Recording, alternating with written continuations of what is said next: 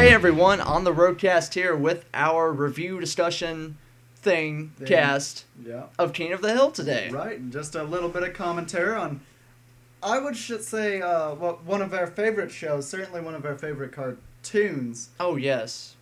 My favorite family drama kind of comedy show. That's a good way to put it.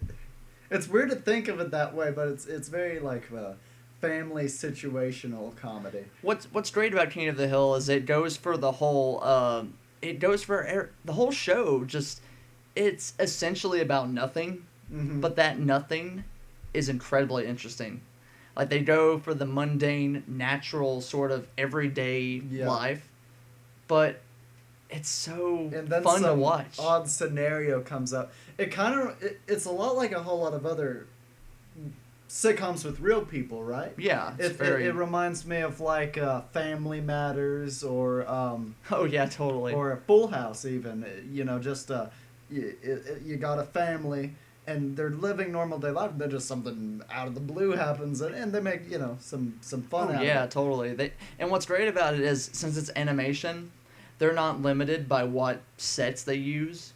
So they can draw whatever they want to do. So if Hank wants to go to he wants to get out of Arlen and go to Dallas and see the Cowboys. Yeah. He can do that. Yeah, it's no problem. They can have big stars and stuff in it without actually having to hire such big stars. And then they have the scenes like me and you were talking about. There's an episode where there's a tornado that hits Arlen. Yeah. And he has to hold on to a pole to stay from getting swept away by the tornado. All his clothes are being ripped off. Yeah, you couldn't do that in real life. And yeah. That's just because it still maintains a lot of aspects that don't really work in real life, but that's sort of what's great about it. Yeah, for sure. Yeah, that's great show. Yeah, okay. King of the Hill, it was started by, not a lot of people probably don't even know this, even though the art style is very similar, that Mike Judge, the creator of Beavis and Butthead, is the creator of King of the Hill. And he does a lot of voices on the show, too. He does Hank, and he does, probably does Bill. No, Bill's, okay, I remember Bill's Stephen Root. Yeah, because Stephen Root was in Office Space. And Bill's great. But then again, but also the characters, that's something we have to go back to also. But yeah, Mike Judge is just great. He does a great job at doing the everyday life and making it incredibly interesting. Right.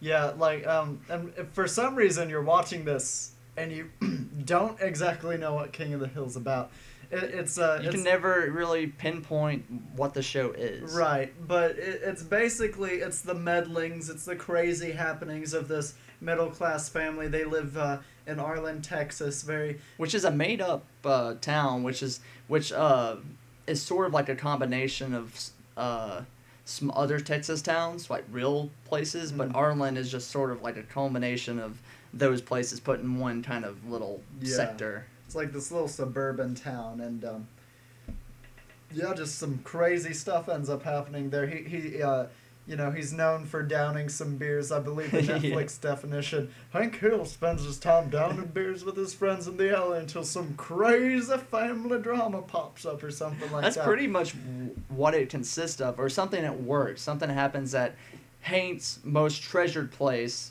other than his lawn, which is Strickland Propane. Right. The assistant manager of Strickland Propane. Yep. If there's one thing you have to know about Hank, and there's one episode where he says, "Tell me the most important thing to me," and he's telling it to this Asian guy. He loves propane and propane accessories. If that's the one thing you take away from the show, that's what it needs to be. Yeah, that's what it would work it's amazing that they can take something that Mike Judge took something such as a propane salesman and escalated it into its own little world. Like, you have Hank's home life, which has its separate episodes, and then you have the episodes at Strickland, and they go into like these turf wars and stuff with the gas company that's across the street. Yeah, and what's his name? Maynardberry? No. Oh. That's on the street. Yeah, but they he has the cowboy hat, and he looks like Burt Reynolds. Yeah.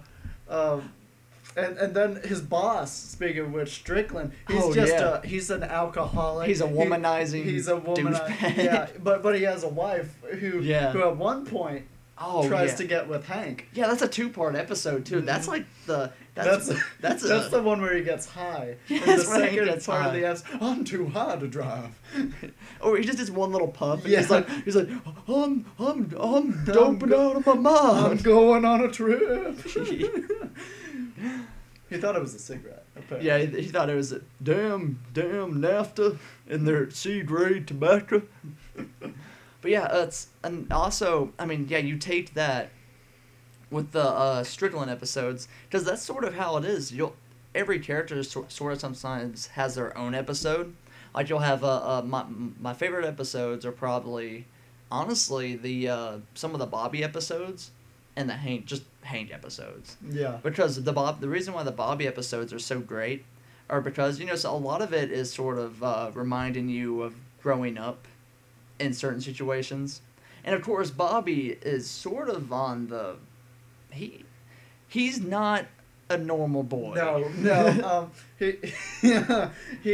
He's out there. He's a little he's not challenged. Mentally. No, he's not challenged. He's not the smartest kid. Think like low C student. He fails some classes. Oh yeah. He's not completely. He's kind stupid. of below average. Right. Honestly. He's below average, and he's a little bit girlish. He likes some girlish things, and that bothers Hank a lot. Oh yeah, because he has a lot of feminine tendencies, and that gets on. Because Hank is the embodiment of sort of the working man. He's the man's man. Yeah.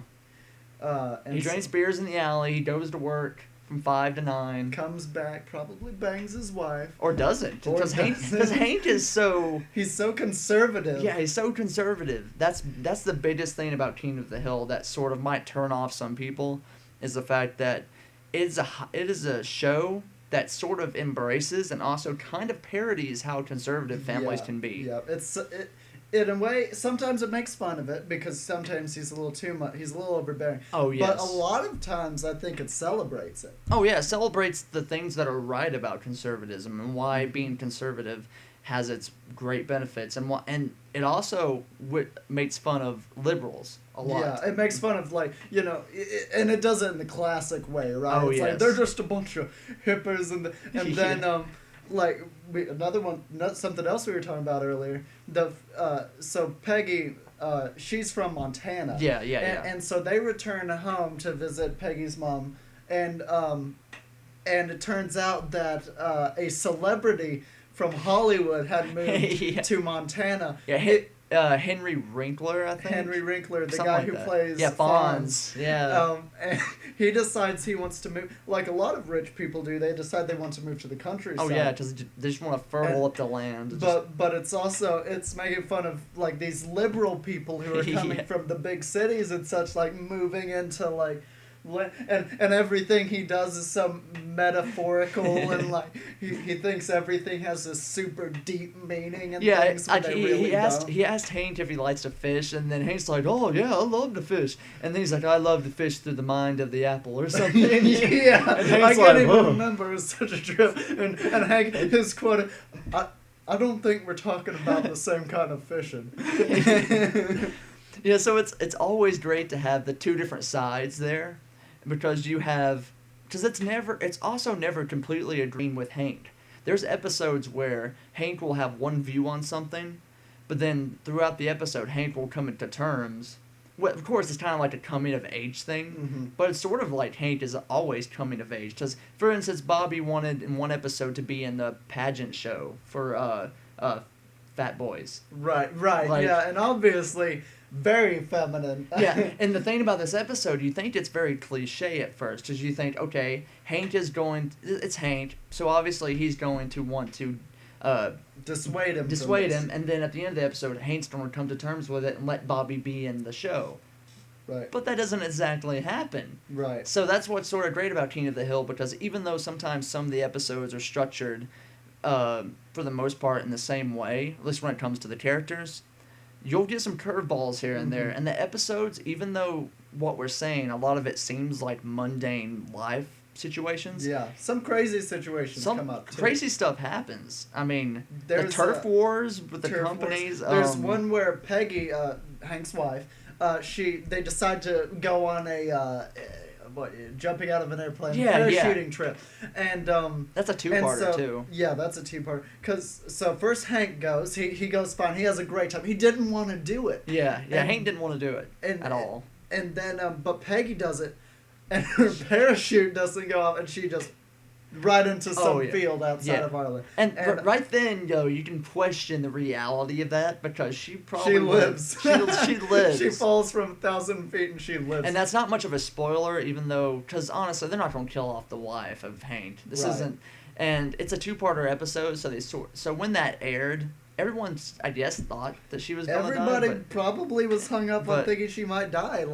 I know I did. I watched it on Netflix. Oh yeah. And I didn't get to watch that episode that same day. So yeah. all day I was saying, maybe did they do it? Did King of the Hill? Did they actually kill off a cartoon character? They end up doing that with someone that is very vital to Hank. I won't say who it is, but it was definitely surprising, because you're used to that character all the time, and when that character finally just goes away, it's very strange to see Hank reacting in the way that he does. Yeah. And I think that's something really interesting in TV shows, because TV shows are besides maybe video games, are the closest medium we can get to like a living, breathing, constantly evolving world. Oh, yeah. Kind of like we really live in.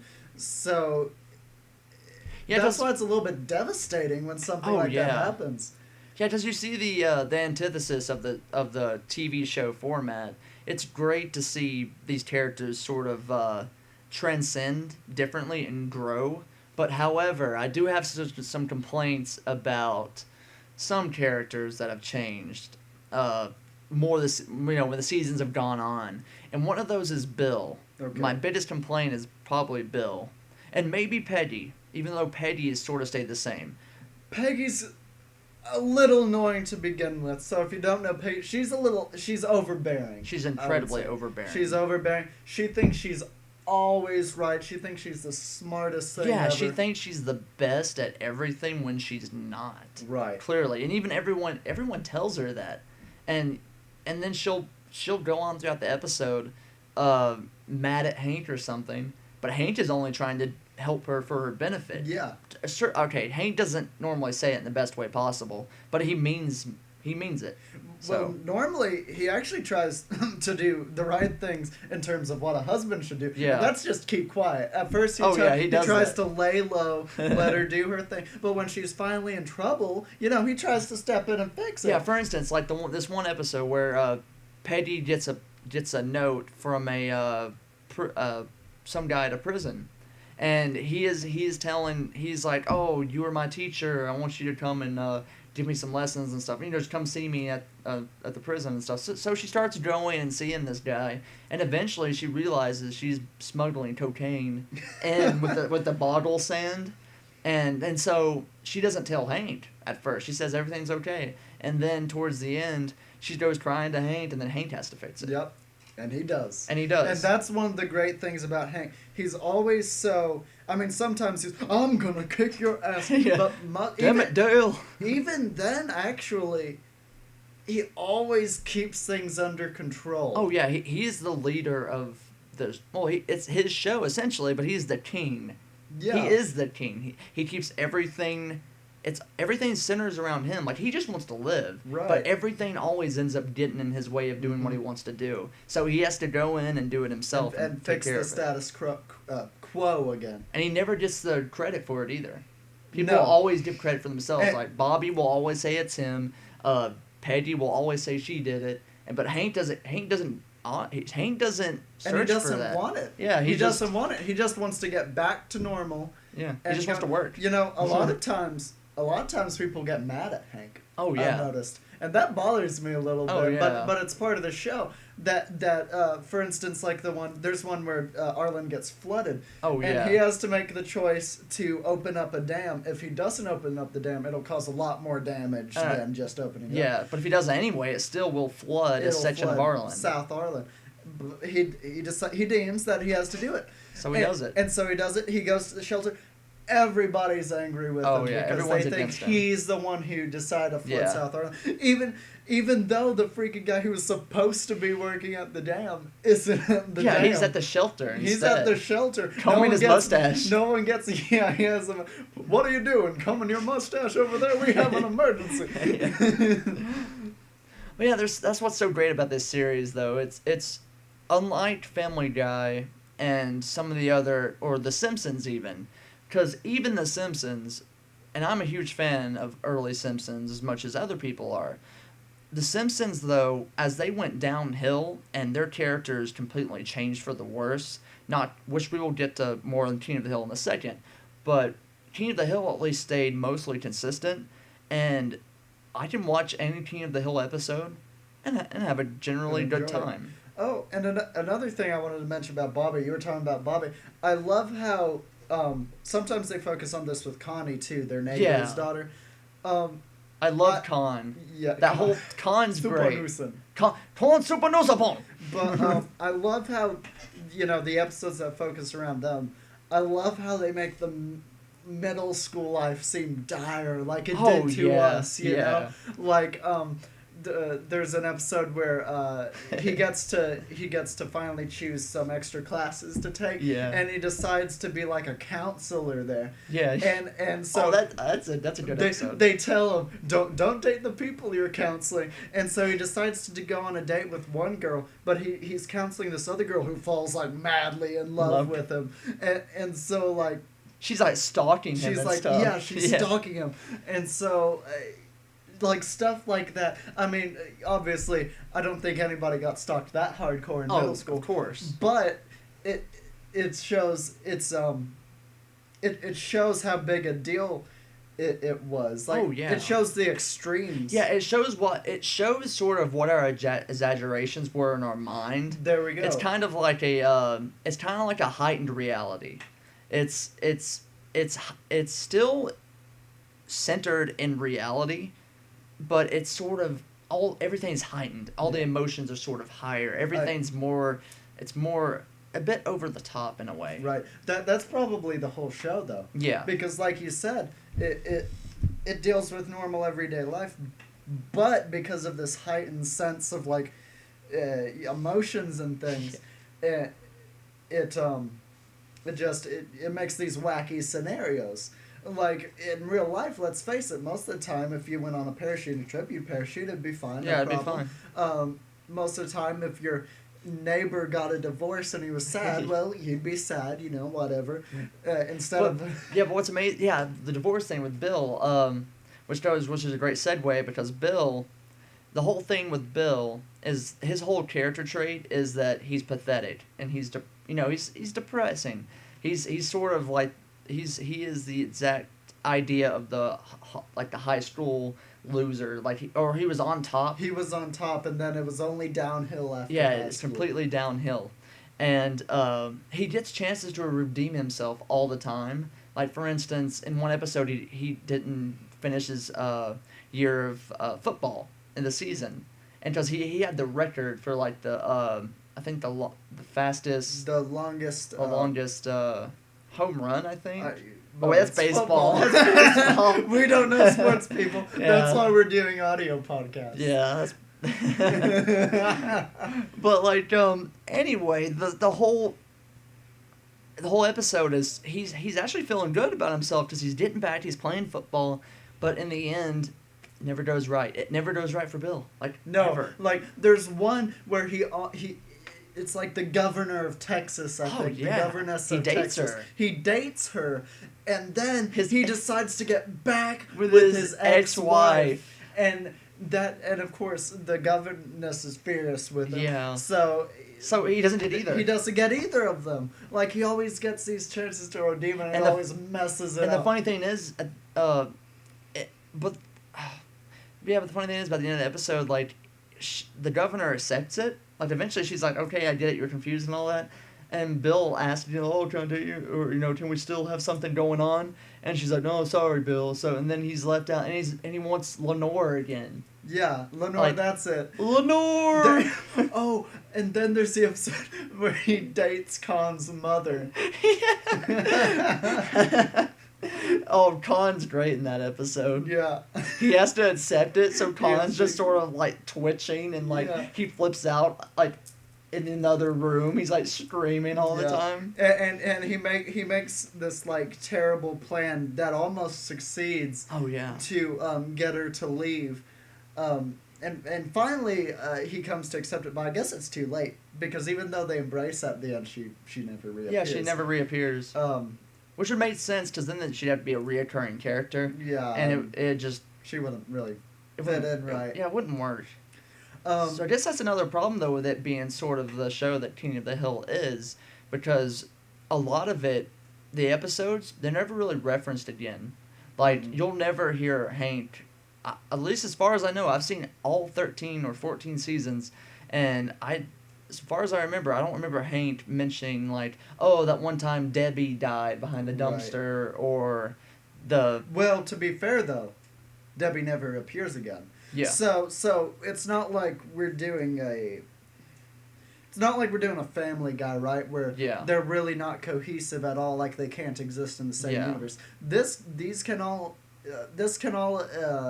be in one world, one continuous timeline, but they don't really connect to each other. Yeah, they don't connect. You can watch any episode without having to see anything else. Yeah. Right. So that's also another good thing about it. You can turn it on at any time, do something else in the background, and that's normally what I do with King of the Hill anymore. And it's not anything against King of the Hill. It's just perfect for that background show, because you don't really need to pay attention to all of it. But when you want, when you can, you just turn around, look, and then you watch like the important part of the episode. Right. Oh, so good. So good. Such a good show, and I advise anyone to check it out. Right. I guess the only downsides to King of the Hill is the fact that it's canceled, and it got replaced by the Cleveland show on Fox. Yeah, and some more Family Guy. It's a few facts about it. It's the third longest running primetime animated series after The Simpsons, of course. That's been on forever. Which is crazy to think, because I still don't think King of the Hill felt that long. I mean, I kind of grew up with it, but I still don't feel like it's almost as old as The Simpsons or South Park. Yeah. I mean, I feel South Park is even older than King of the Hill. And South Park. Its finale was September 13th, 2009. It began back in 1997. Yeah, 1997. That makes it seem pretty old. That does. That's when a lot of shows started, but a lot were canned. I mean, think about it, a lot were canned a lot quicker than it was. Oh, yeah. Think a lot of the Cartoon Network and Nickelodeon shows that started at that time. Oh, yeah, definitely. They were dead in about 4 to 5 years, and then this one, it kept on for 13. Which is actually really impressive, considering all the shows that are come and gone, that King of the Hill's managed to stay consistent, also in quality, as long as it has. Yeah. I'm also surprised it stayed relevant. Yeah, too. Yeah, it's kind of strange, because the way they would kind of put in new technology slower, like MySpace is in one episode. Yeah. And it's kind of funny how they implemented that in, and you can believe it. Because you sort of grow up with King of the Hill, and you never really question, like, why isn't Bobby older? Like, that's... Yeah. But, well, okay, so that's an interesting thing. The first 2 seasons, Bobby has birthdays. Yeah, Bobby does. Gets her... I think he has an 11th birth... No, he has a 10th, 11th, and a 12th birthday. Yeah, I think you're right about that, yeah. And then he stops. He never becomes a teenager. Until, season 4 or so, when, his friend, oh, yeah, his friend, he's younger. He's like... His friend, he hits puberty. Dale's son. And he hits it in all the right ways. Yeah, and like he's getting strong, he's working out, he's taller, he's growing facial hair. Yeah, and he's a year younger than Bobby. Like Bobby hits his like 13th birthday. Yeah. And over the summer break he goes to I think he goes to Arizona or something. Yeah, see his grandma, I believe. And then he comes back, and then Dale's son is like tall. He's got facial hair and all that, and so well, he's not Dale's son. Yeah, he's not really Dale's son, which is not a spoiler at all. It's mentioned in the first or second episode. Actually, in the second or third episode, it's brought straight up to light. Oh yeah. And Dale never finds out. Nope. Which is eventually she stops cheating on Dale. Oh yeah. They do eventually establish more closely with like her and why she's cheating and stuff, which is actually kind of interesting considering because Dale is my favorite character. Yeah. He is my favorite character. Like as much as I like Hank, there's some things I disliked about Hank, but Dale is one that whenever my favorite episode of all time, King of the Hill, I actually remember, is the one where Dale has to get a real job. He has to work in the office, and that's my favorite episode. What's your favorite character or episode that you can think of? I gotta say my favorite character is Hank. Of course. It is Hank. I'm conservative myself, and I think that helps a lot. If only I could be like Hank when I grow up. And I love how he solves everything. He's fairly mild-mannered. I mean, he flips out over some things, obviously. But, he makes the best out of a situation. And I just like that a lot about him. And what I agree with those sentiments about Hank because he is the man's man, essentially. But what I really like about Dale, which I can sort of relate to, which is sort of hilarious, is his whole paranoia, his whole like his Y2K, his Y2K computers, the whole schizophrenic, all that little things about him just make me laugh so hard. Oh, I mean he's one of the funniest for sure. I love Boomhauer. Boomhauer's great. Boomhauer might be my second. Boomhauer's my third. Hank is my second. Right. Boomhauer doesn't say much, and what he says, it makes no sense. You have to listen really closely. And you can get phrases out of it. And for some reason, all his friends can understand him perfectly. And the best thing about Boomhauer, which they actually do establish more, there's one episode where he stops becoming a player. Like, he gets in a relationship with a girl, and he cries. Like, it's a very weird episode for Boomhauer. Does he stay like that? Or is it one episode and she leaves? It's one episode. No, I think it's like 2 episodes they focus that on. Yeah, because there's one. I think I know what you're talking about. There's one. This girl comes and he remember. Yeah. His brother's marrying her. Yeah, that's one of them. So you see, so Boomhauer has a brother and he's marrying like his one true love, but he ends up stopping it because the brother is even more of a player. Like Boomhauer, he admits he's a player, right?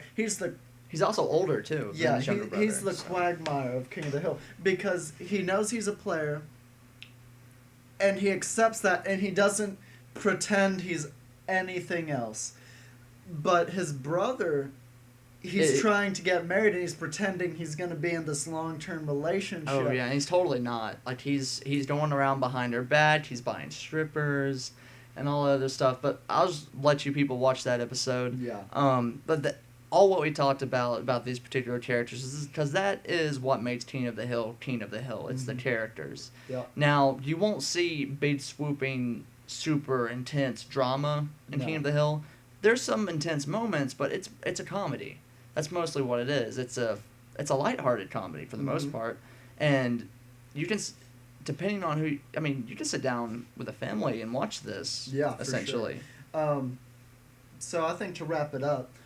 I would recommend King of the Hill to anyone. It's family friendly. It's not Family Guy or South Park. I say don't let the conservative nature turn you off. Right. Because it's not about portraying America, supreme conservatism. That's not about that. It's sort of like, it's a parody mixed with like satire. It's good. It's great satire. And it's definitely a show not a lot of people give as much credit as they do much as other shows. So I think that's going to wrap up our review / discussion of King of the Hill. I certainly give it some stars out of more stars. We're closer with leaning towards the more stars. Yeah, more stars than none, preferably. Right, and I think we compared it to some shows for some folks. Like I said, a lot of sitcoms. If you like those, sit down and watch this. If you like, even if you do like Family Guy or South Park, give this a try. Yeah, I feel, because it's definitely something of a different nature. Because South Park and Family Guy, although they're both very different, they're both very raunchy. So if you like something more of on the down low, and is not so out there at times, then King of the Hill is the best show for that. Yeah. So it has now. Where can the fine folks get and find King of the Hill? Find King of the Hill? Well, it's on Netflix for sure. It also I do believe it still airs on Adult Swim. Yes, it still airs on Adult Swim. And should be on Hulu also. Yeah, it's on Hulu. So pretty much any streaming site, like the big ones, they have all of the episodes. Yeah. Netflix has all. And if you're looking to purchase it, just go somewhere like Amazon. They don't have Blu-rays, sadly. Maybe eventually. But do you know if the later episodes are in HD? Obviously, they didn't start that way. I checked Netflix, but it says HD, but they're not. Because when I checked the up-res. Yeah, they just seemed up-res to me. Okay.